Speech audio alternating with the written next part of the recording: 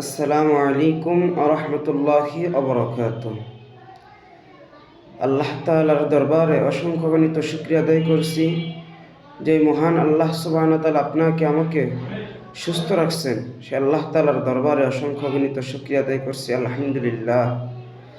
আজকে অনেকেই আছেন ঋণগ্রস্তর ভিতরে, অনেকেই অনেক বিবাদের ভিতরে আছেন, অনেক সমস্যার ভিতরে আছেন।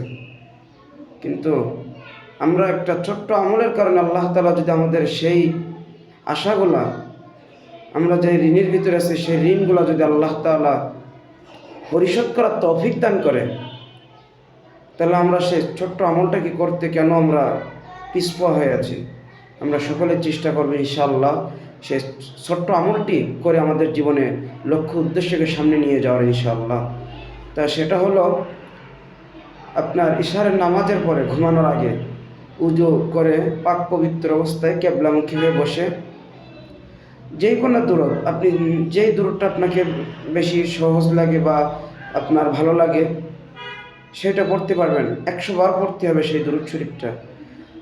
আর লা হাওলা ওয়ালা কুওয়াতা ইল্লা বিল্লাহ এটা আপনাকে পড়তে হবে 499 বার। আর একবার পাঠ করতে হবে লা হাওলা ওয়ালা কুওয়াতা ইল্লা বিল্লাহিল আলিয়্যিল আযীম। দোয়া করে কোনো কথাবার্তা না বলে নীরবে সাথে সাথে ঘুমিয়ে যাওয়া। ইনশাল্লাহ ইনশাল্লাহ অবশ্যই অবশ্যই আল্লাহ তাআলা আপনার সমস্ত দোয়াগুলো কবুল ও মঞ্জুর করবেন। আসসালামু আলাইকুম ওয়া রাহমাতুল্লাহ।